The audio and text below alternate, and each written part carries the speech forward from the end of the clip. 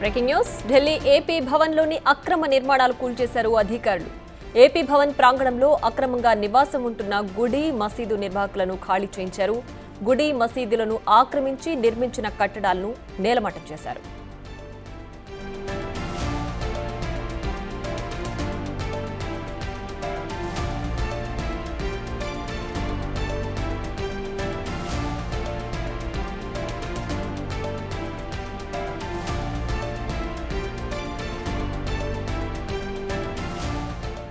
ఇక ఇదే అంశానికి సంబంధించి పూర్తి సమాచారం మా ప్రతినిధి శివ ఢిల్లీ నుంచి లైవ్ లో అందించడానికి సిద్ధంగా ఉన్నారు. శివ, చెప్పండి, ఢిల్లీ ఏపీ భవన్ ప్రాంగణంలోని అక్రమ కట్టడాలను కూల్చివేస్తున్నారు కదా, ప్రజెంట్ సిచ్యువేషన్ ఎలా ఉంది అక్కడ?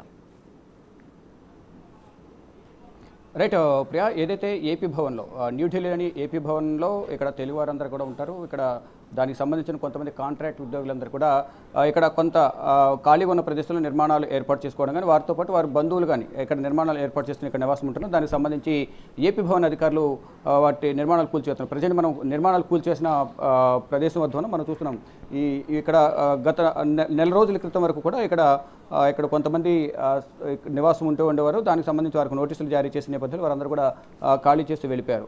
వీరితో పాటు ఇక్కడ పక్కన టెంపుల్ కూడా ఇక్కడ ఉంది. టెంపుల్ అలాగే మసీదుకు సంబంధించి కూడా వారికి కూడా నోటీసులు ఇచ్చామనేది కూడా ప్రధానంగా ప్రభుత్వ అధికారులు చెప్తున్నారు. వారిని కూడా ఖాళీ చేయించాలి అనేది కూడా ప్రధానంగా చెప్తున్న పరిస్థితి కనిపిస్తోంది. ఇది ఒక శివాలయం ఉంటుంది. ఇక్కడ శివాలయానికి బ్యాక్ సైడ్లోని ప్రాంతం ఇక్కడంతా కూడా అందరూ నివాసం ఉంటూ ఉన్నారు. మొత్తం ఇక్కడ దాదాపు ఒక 20-30 కుటుంబాలు నివాసం ఉండేవని కూడా వారు చెప్తూ ఉన్నారు. ఇక్కడ నుంచి ముందుకెళ్తే ఒకవైపు మసీద్ ఉంటుంది. ఇటు రైట్ సైడ్ చూస్తే కనుక ఇటువైపు ఇటు లెఫ్ట్ సైడ్ ఆ మసీద్ ఉంటుంది. ఇటువైపుకి అది లోపలికి వెళ్తే అదే ఏపీ భవన్ అనమాట. అక్కడ నుంచి ఎవరైతే అక్కడ కనిపిస్తున్నారో నడుచుకుంటూ వస్తున్నారో అక్కడ నుంచి లోపలికి వెళ్తే మసీద్ ఉంటుంది. రైట్ సైడ్ వెళ్తే భవన్ ఉంటుంది. మరోవైపు హిందూ దేవాలయం ఏదైతే హిందూ దేవాలయాన్ని కూడా కూల్చేస్తామంటున్నారని ఏదైతే చెప్తూ ఉన్నారో వారు వాళ్ళ తాతల కాలం నుంచి ఇక్కడే ఉంటున్నాము, ఇప్పుడు ప్రభుత్వం దీన్ని కూల్చేస్తామని చెప్తున్నట్టు కూడా వారు అంటున్నారు. మేము ఇప్పుడు ఈ సమయంలో మేము ఎక్కడికి వెళ్ళాలంటూ కూడా వారైతే ఆవేదన వ్యక్తం చేస్తున్నారు. వాళ్ళు కూడా ఖాళీ చేయించాలి, లేని పక్షంలో మెడబెట్టుకుని గెంచుతాము అని కూడా వాళ్ళతో అన్నట్లు వారైతే చెప్తున్న పరిస్థితి కనిపిస్తోంది. కానీ మేము ఎక్కడి నుంచి వెళ్ళే ప్రసక్తే లేదు, మా తాతల కాలం నుంచి కూడా మేము ఎక్కడే ఉంటున్నామనేది వారు చెప్తున్న పరిస్థితి కనిపిస్తుంది. మనం ఏదైతే శివాలయం అని చెప్తున్నామో శివాలయం లోపలికి వచ్చాము. ఇక్కడ మొత్తం అందరి దేవుళ్ళ విగ్రహాలు ఇక్కడ కనిపిస్తూ ఉన్నాయి, చూస్తున్నాం మనం. ఇక్కడ ఒకవైపు శివునికి సంబంధించిన శివలింగం ఉంది.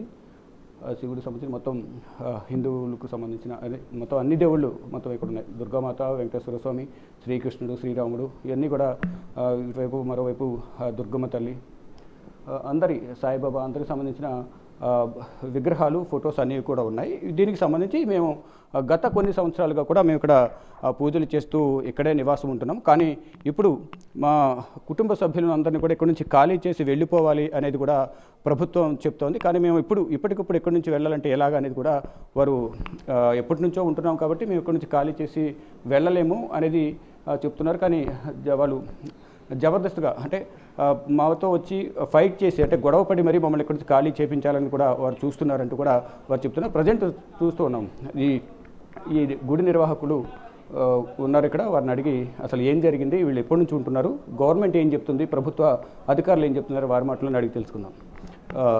जी बोलिए, अभी गवर्नमेंट ने क्या बोल रहा है यहाँ पे? आप कब से यहाँ पे है आप? हम लोग सर यहाँ पर 40-45 साल हो गए सर यहाँ पर रहते हुए। ये मंदिर जो बना था 1980s में बना था मंदिर, उसके बाद उस टाइम से हम लोग यहाँ पर है। इससे पहले मेरे दादा यहाँ पर सेवा करते थे। मेरे दादा के मरने के बाद, उनके डेथ के बाद मेरे फादर ने यहाँ पर सेवा करे। उन्होंने अपना जो भी है फ़ौज से BRO उन्होंने लिया सेवा, फ़ौज की नौकरी भी इसमें छोड़कर यहाँ पर सेवा करने आया। उसके बाद मेरे को यहाँ पर जब मैं मंदिर में आया था तो मैं 1 साल का आया था। 1 साल से अभी मेरी उम्र हो गई है 20 साल सर। कम से कम 20 साल मैं यहाँ पर रहा हूँ। उससे पहले 40-45 साल मेरे फादर, मेरे मदर और मेरे दादाजी यहाँ पर रहे हैं सर। अचानक से हमें बोला कि ये मंदिर टूटेगा। अगर सर मंदिर को तोड़ना ही था या हमें हटाना ही था सर, तो ये बहुत पहले भी ये लोग कर सकते थे। आज ही अचानक से इतना अत्याचार हमारे सर ऊपर क्यों हो रहा है? और सर हम कोर्ट के पास हम कोर्ट का दरवाज़ा खटखटा रहे हैं तो ये हमें बोल रहे हैं कि हम कोर्ट वोट हम नहीं मानते, हम लॉ एंड ऑर्डर को नहीं मानते, हम जो भी है न्यायालय को हम नहीं मानते। उन्होंने कहा कि हम कितने जितना मर्जी हम लाखों करोड़ों रुपए देके हम क्या नाम है कोर्ट खरीद लेंगे, हम वकील खरीद लेंगे, आप यहाँ से निकलो। सर ऐसे ये लोग हमारे साथ बदतमीजी कर रहे हैं। कल हमारे मंदिर में आके धक्का मुक्की किया, हमारे साथ मार पिटाई किया। यहाँ पर आंध्र की पुलिस आई हम लोग को हटाने के लिए। कल से खाना नहीं बनाया सर। घर में मंदिर से लेकर घर तक में सर कोई लाइट नहीं है, कोई पानी की सुविधा नहीं है। हमारा जो पानी का जो लाइन है वो 2 महीने पहले से काट रखा है। और सर अभी जो लाइट की समस्या, कल रात के 6 बजे से यहाँ पर लाइट काटा गया है सर। हमारे साथ बहुत ज़्यादा अत्याचार हुआ है सर। मेरा कल से एग्ज़ाम शुरू है और सर और ना मैं पढ़ पा रहा हूँ सर। मैं मेंटली बहुत परेशान हूँ सर। मेरी माता जी बहुत परेशान है सर, मेरे पिता बहुत परेशान है सर। हम लोग हर जगह धक्के खा रहे हैं सर। अगर सर हम हिंदू हैं, हम सर सनातनी हैं, तो हम सनातियों का ऐसा क्यों हो रहा है सर? मैं जवाब चाहता हूं सर। यहाँ के जो कमिश्नर हैं लव अग्रवाल सर, वो हमारे साथ इतना अत्याचार क्यों कर रहे हैं सर? मैं ये आंध्र के सीएम से मैं विनती करता हूं कि हमारे साथ ऐसा ना करें। हम लोग यहाँ 40-45 साल से रह रहे हैं सर। हम अचानक से ये मंदिर कैसे छोड़ दें सर? मैं भी यहाँ 20 साल से रह रहा हूँ। इससे पहले 40-45 साल से हमारे फादर मदर, हमारे दादाजी है, मेरे दादा की मृत्यु भी इसी ज़मीन पे हुई है सर। यहाँ मंदिर का लाइट काट देना, मंदिर का पानी काट देना सर, ये तो भगवान के साथ भी नाइंसाफ़ी है सर। तो भगवान के साथ भी नाइंसाफ़ी है सर। हमारे साथ ही नहीं, हम सर जैसे तैसे रह लेंगे सर, लेकिन भगवान को हम कैसे बिना पानी बिना लाइट के रखें सर? हम बहुत सारी समस्याओं से जूझ रहे हैं सर। हम चाहते हैं कि हमारा जो है, हमारे जो सीएम है हमारे हेल्प करे सर, आंध्र के सीएम। और हमारे साथ बहुत ज़्यादा ज़्यादती हो रही है। लव अग्रवाल जी जो यहाँ के IPS है, यहाँ के रेजिडेंट कमिश्नर है, वो हम पे बहुत प्रेशराइज़ कर रहे हैं सर। कल मेरे पापा को बोला कि आप क्या नाम है मंदिर टूट जाएगा, आप यहाँ से कहीं और देखिए। और सर मेरे फादर ने कहा कि आप ऑर्डर दिखाइए या कोई प्रूफ दिखाइए, तो बोलते हैं कि हमें प्रूफ की ज़रूरत नहीं है, हम आपको गले में रस्सी डाल के यहाँ से निकाल देंगे, हथकड़ी लगा देंगे। सर ये कैसा ज़ाती है सर? मेरे फादर ने 18 साल 20 साल देश की सेवा करी है सर। 1999 कारगिल लड़ाई सर उन्होंने, उसके बाद भी उनको ऐसे समस्याओं से सामना करना पड़ रहा है सर। यहाँ हमारे सैनिकों के साथ ऐसा हो रहा है सर। सबसे बड़ी बात हमारे धर्म के ऊपर ऐसा हो रहा है, हम पंडितों के ऊपर ऐसा हो रहा है सर। मैं चाहता हूँ सर हमारे लिए सरकार कुछ करे सर, सरकार कुछ करे सर। अच्छा, आपका पापा आर्मी में काम किया? सर। अच्छा, वो काम करके वो छोड़ के यहाँ पे आए क्या? हाँ, और क्यों छोड़ दिया सर? मेरे दादा की डेथ हो गई थी, उसके बाद इस मंदिर को संभालने वाला कोई नहीं था। मैं उस टाइम पे 4 या 5 साल का था सर मुश्किल से। और मेरी मदर इस पूरे मंदिर और इस पूरे घर में अकेली थी सर। मेरी मदर यहाँ के पूजा पाठ नियम इतना नहीं जानती थी, क्योंकि उस टाइम ये भी गाँव से आई थी और मैं भी छोटा था। तो उस टाइम पर सर यहाँ पर हमें संभालने वाला कोई नहीं था सर। फादर ने अपनी नौकरी छोड़कर यहाँ पर इन्होंने सेवा किया, और उसके टाइम से अभी तक फादर सेवा कर रहे हैं यहाँ पर। और उन्होंने अभी कोई नौकरी, कोई जॉब, कोई सब कुछ उन्होंने त्याग दिया और यहाँ पर पंडित के रूप में सेवा कर रहे हैं, निःशुल्क सेवा कर रहे हैं सर। हम ना हमें कोई सैलरी मिलता सरकार के द्वारा, ना हमें कोई अलग फैसिलिटी सरकार के द्वारा मिलती है सर। हम झोपड़ी में रहते हैं सर। जिस झोपड़ी में हम 20 साल पहले 40 साल पहले रह रहे सर, उसी झोपड़ी में सर आज हम अभी भी रह रहे हैं सर। उसी झोपड़ी में रह रहे हैं, हम निःशुल्क सेवा कर रहे हैं। हम पैसा भी नहीं मांग रहे सर मंदिर की सेवा करने का, हम दिल से मंदिर की सेवा कर रहे हैं सर। हमें क्या नाम है ना, हमें नोटिस दिया जा रहा है। इतना इंसान को दुखी नहीं करना चाहिए, अच्छा बात नहीं है। सब बोलते हैं ऐसे नहीं करना चाहिए। हमारा बच्चा कल से पेपर देगा, मेरा घर में खाना नहीं बन रहा है, मेरा बच्चा डिप्रेशन में है, टेंशन में है, तो हम फिर क्या करूं? हैं 40 साल 45 साल ऐसे इंसान करते हैं। ये बहुत तंगी कर रहे हैं, बहुत प्रेशर डालते हैं हम लोग को। कल खाना हाथापाई करके ताला उला लगाने के लिए आ गया। ऐसे नहीं करना है ना, ये अच्छा बात है? ये अच्छा बात है? फिर ये पूरा जगह ने आप बीच में मस्जिद है कुछ नहीं कहते हैं, आगे मंदिर है कुछ नहीं कहते हैं। हम लोग से क्या एलर्जी है वही कमिश्नर जाने, रामाराव जाने, यो ऊपर से रग अग्रवाल जाने, जो क्या परेशानी हम लोग से। एलर्जी क्या इतना एलर्जी क्या हमसे दुश्मनी है? इससे पहले क्या नाम है यहाँ पर प्रवीण प्रकाश जी यहाँ के वो थे, IAS रेजिडेंट कमिश्नर थे। उन्होंने हमारा बहुत सपोर्ट करा। जब तक उनका कार्यकाल रहा तब तक हमें बहुत सराहना मिला, हमें बहुत सपोर्ट मिला। हाँ, हमें परेशान भी कभी नहीं किया। जब से लव अग्रवाल जी आए हैं तब से इस मंदिर को ये तोड़ने के पीछे लगे हुए। इससे पहले पीछे की झोपड़ी थी, उन सब परिवारों को उन्होंने ध्वस्त कर दिया, उनके जमीनों को तोड़ दिया। जहां वो 18 साल से वो भी रह रहे थे, 20 साल उनको जमीनों को तोड़ दिया, मजदूरों को भगा दिया, उनको फिर काम वालों को रूम दे दिया। उसके बाद अब हमारे ऊपर लग गए। यहाँ पीछे मस्जिद है, मस्जिद को ना तोड़ रहे ना वहाँ नोटिस दे रहे। अगर हम वो चीज सवाल कर रहे हैं कि इन मस्जिदों को नोटिस क्यों नहीं मिल रहा है, तो हमसे ये पूछा जा रहा है कि आप पहले यहाँ से खाली करो, उसके बाद हम मस्जिद देखेंगे, मस्जिद हमारे अंडर हम देखेंगे। तो सर हम हिंदू है सर, हमारे ऊपर इतनी जाति क्यों करी आ रही है सर?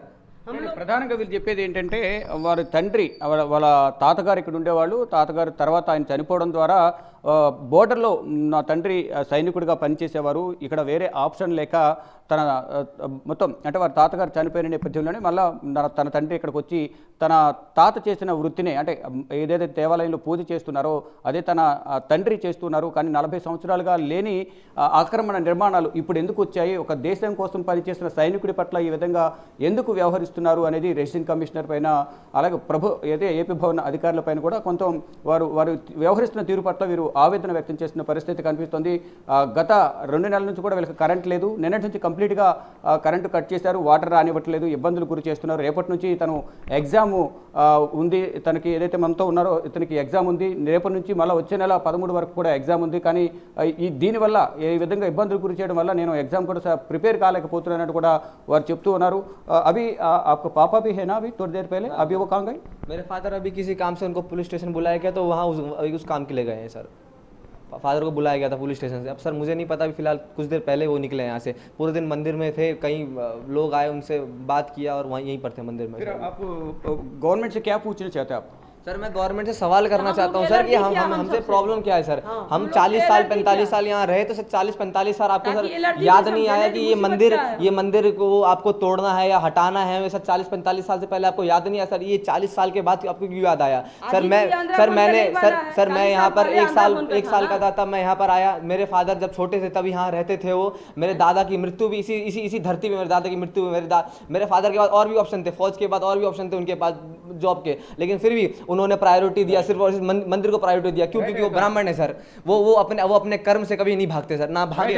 మొత్తంగా చూసుకుంటే ఏదైతే ఇది అక్రమ నిర్మాణం అనేది కాదు, ఇప్పుడు 40 సంవత్సరాల నుంచి కూడా మేము ఇక్కడే ఉంటున్నాము, కానీ కావాలని ఇప్పుడు మమ్మల్ని ఇబ్బందులు గురి చేస్తున్నారనేది వీరైతే చెప్తున్నారు. ఏదైతే